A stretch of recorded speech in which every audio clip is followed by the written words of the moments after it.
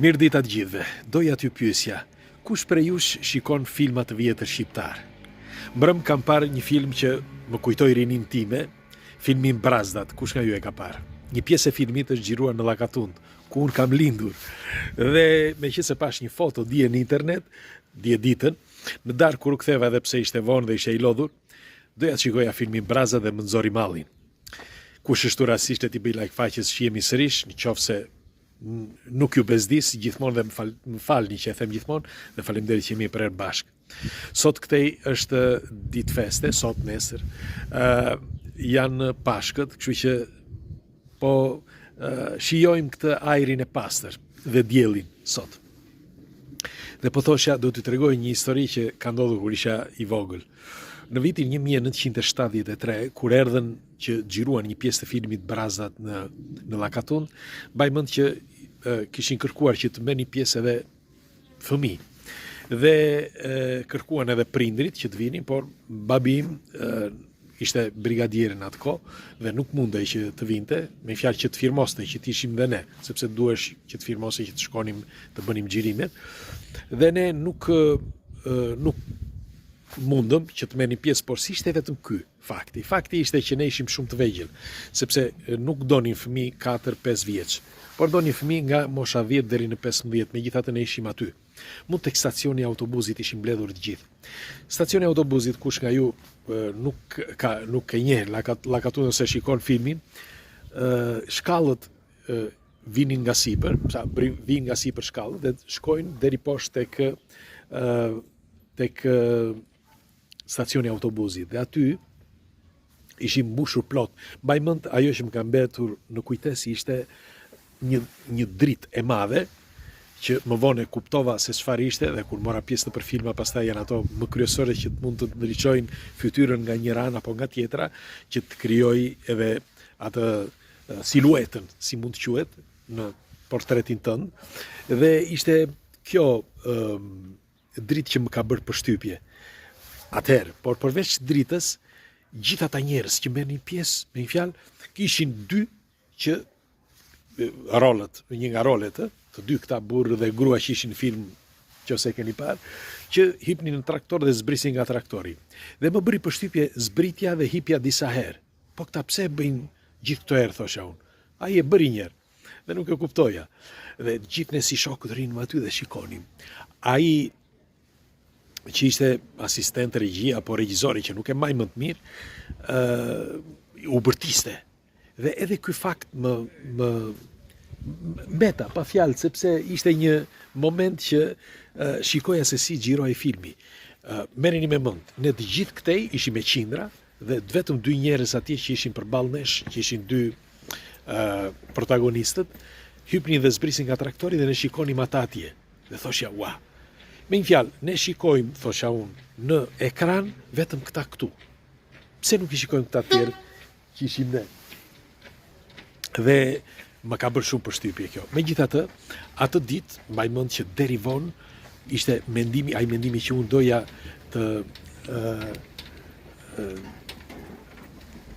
doja të merja pjesë në këta filma. Thosha, sa bukur do ishte që të merja unë pjesë në këta filma.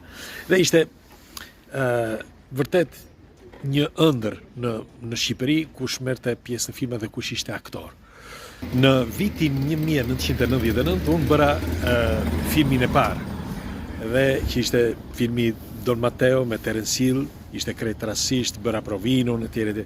Megjithatë nuk doja t'ju tregoja për sa i përket filmit, por për sa i përket pjesës tjetër që ishte pas filmit. Dhe aty pash diferencën e madhe të filmave shqiptar me filmat italian. Dua të nënvizoj diçka tepër të rëndësishme. Kujt prej jush ose kush nga ju shikon filma shqiptar? A shikoni filma shqiptar? Sa prej jush ju pëlqejnë filmat, ose çfarë filmi ju ka pëlqyer, ose sa batuta ju kanë mbetur në kujtesë të filmave shqiptar? Është e çuditshme, sepse filmat, për shembull, sot filmat shqiptar nuk shiten në asnjë vend. Nuk ka më. Vireni re. S'ka film. Nuk kam parë një film shqiptar që sot të konkuroj në botë të tjetë i nivelit lartë. Shiko, edhe në Itali është bërë keq, sepse Italia për shembull, që nga vitet 60 apo 70 deri nga vitet 2000, le të themi, ndoshta edhe pak më përpara, deri nga vitet 99-2000, ishte rendite nga vendet e para në botë për filma. Bile në vitet 70, Italia ishte vendi parë, le të themi, dhe pastaj lindën të tjerat, sepse mani mend filmat me western, ishin filmat italian kanë qenë filmat më të shitur në atë kohë. Dhe tani nuk shiten më, sepse ka rënë shumë. Nuk e di se përse, unë nuk dua të futem në hollësira, por po të vini re për shembull, tani kanë marrë hov filmat turk. Turqit po ecin në mënyrë gjigande. Shiko çfarë bën turqit, që t'ja u them, sepse çfarë bën turqit që sot kanë pushtuar botën me telefilmat, me telenovelat e tyre. Shiko se çfarë bën. Vitin e parë që u menduan që të bënin diçka, që ishte mos gaboj nga vitet 2005, 2006, çfarë bën turqit? Shteti i ndihmoi që të bënin, të prodhonin filma, dhe çfarë të bënin? Që filmat t'i shisnin jashtë, por fillimisht u tha shteti, shiko, tha, mos i shisni.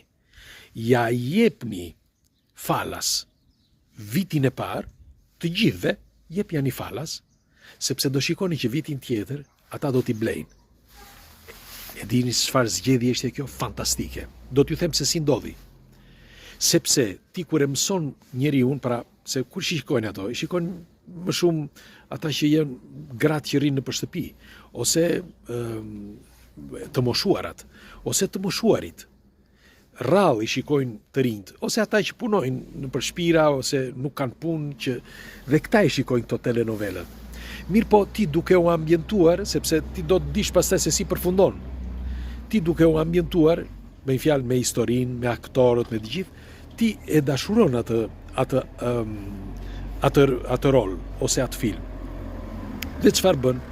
Kjo, me kalimin e kohës të bën që ti ta dashurosh, dhe ti nuk e lë dot.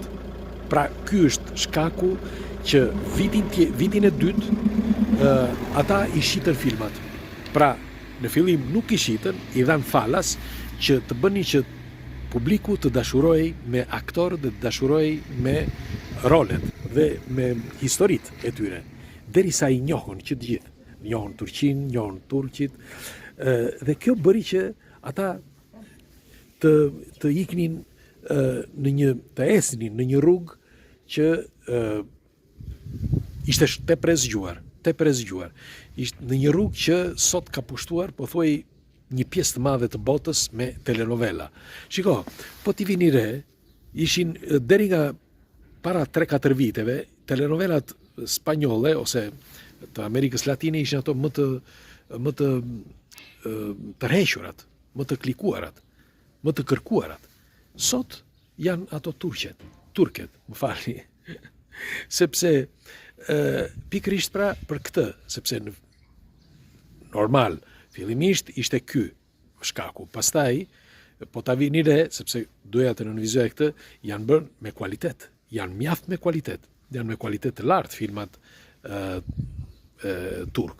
Po ta shikoni, me fjalë, një telenovel e vën në vendin në prime time, që quhet nga ora 7:30 deri në 9:30 në televizione, sepse i shikojnë njerëzit, sepse janë me kualitet. Janë me kualitet të historisë, me kualitet edhe për ta parë.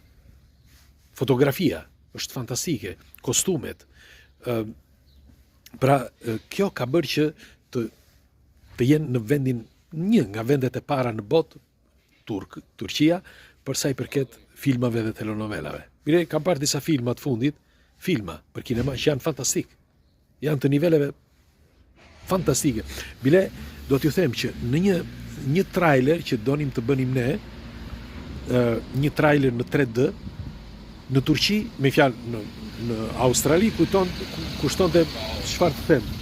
Por në disa vende, për shembull, si në këtu në Itali nuk bëhet fjalë fare, por në Amerikë as nuk bëhet fjalë fare. Australia kishte një çmim pak më të ulët, ose Zelanda e Re, por Turqia me $150.000 bëje një film, me një trailer, më falni, një trailer, duke filluar nga $150.000 deri në $300.000. Një trailer. Për ata që nuk e din, nuk janë shifra maramëndse këto, sepse trailer ishte pjesë e filmit, por trailer në 3D po flas, nuk e dim kuptoni apo jo, pra me animation. Dhe kjo tregon që, sepse nuk po flasim këtu që nuk, përveç se janë të kualitetit, cilësor, por janë edhe të lirë. Ky është problemi kryesor. Tjetra, se i vini re filmat shqiptar, me fjalë viteve që nga vitet 67, 65 e tutje, me fjalë deri vonë, janë filmat tepër cilësor. Bile, unë kam lexuar disa artikuj të rumunëve, të polakëve, që thoshin që në atë kohë, thoshin që filmat shqiptar ishin të kualitetit kaq të lartë, sa që mund të krahasoheshin me filmat hollywoodian. Me një fjalë, këtë e thoshin për të kuptuar që filmat shqiptar ishin shumë kualitativ, me një fjalë në krahasim me filmat e tjerë evropian. Po të shikoni filmat francez të viteve 70 apo 80, s'ka shans të krahasohen me filmat shqiptar. Vireni re, unë i kam parë. Është merr t'i shohësh. Unë nuk mund të rri dot 5 minuta t'i shoh. Ndaj doja t'ju pyesja juve, çfarë nostalgjie ruani për filmat shqiptar? Dhe çfarë a i shikoni filmat shqiptar? A ju pëlqejnë filmat shqiptar? Ose kush film ju ka pëlqyer më shumë dhe çfarë batutash ju kujtojnë më shumë? Aktor, batuta, çfarë ju kujtohet më shumë? Shiko, ato na kanë mbajtur gjallë, janë jo vetëm nostalgji, por janë jetë. Po ta shikoni, filmat shqiptar janë vërtet jetik. Nuk e di, futesh në një tjetër botë. Jo sepse është nostalgji që kthesh mbrapa në kohë, jo, është jetë. Po ta shikoni brenda filmin, është tamam jetë. Të jep diçka wow, vërtet. Dhe mallingjesh. Dhe doja t'ju pyesja juve, kush nga filmat ju ka pëlqyer më shumë? Ose çfarë filmash mbani mend ju që janë xhiruar në vendin ku keni lindur ju? Fshat, qytet, apo ku do qoftë? A mbani mend në një rast ku kanë xhiruar film? Për shembull, siç ju thash, një pjesë e filmit Brazdat e kanë bërë në Llagatun dhe unë nuk do të harroj kurrë. Dhe bile, sa herë që shikoj atë skenë atje, më kujtohet fëmijëria ime, atë skenë e shkallëve.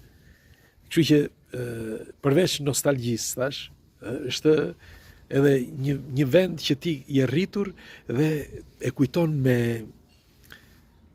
Se jeta është kujtime, dreqemori, është kujtime. Pra, filmat shqiptar janë ata që në nxisin kujtimet dhe në nxisin atë jetë që ne kemi kaluar kur ishim të vegjël. Ishte si ishte, por ishte ndryshe. Ose ju si mendoni, ishte më mirë atëherë apo sot? Si jetë, po flas, me fjalë mes shoqërisë, miqësisë, familjes. Pastaj kualiteti e lëm mënjan kualitetin, nëse sot është me kualitet apo jo, sepse sot unë mendoj që u rrit kualiteti, por u zhdukën virtytet. Nuk ka më virtyte si atëherë. Nuk ka më dashuri si atëherë. Nuk e di, ishte ndryshe. Ishte ndryshe në një cop buk me vaj e ndani me tjetrin o bëri dheut. Një cop buk. Bile sa herë kam thënë edhe në për emisione që nuk kisha për vete e jepja shokut apo familjarve. Sepse kështu ishte. Megjithatë, pres komentet tuaja, kush film ju pëlqen më shumë, çfarë batutash ju kujtohet më shumë, dhe në qoftë se kanë xhiruar një film në vendin, fshatin apo qytetin ku keni lindur ju. Jam kurios t'i lexoj. Okej. Hajde. Unë po bëj dhe një 2 hapa sot, thash sot është fest, është ditë e bukur, marrim pak ajër të pastër, kështu që ju përqafoj, kalosh një ditë bukur.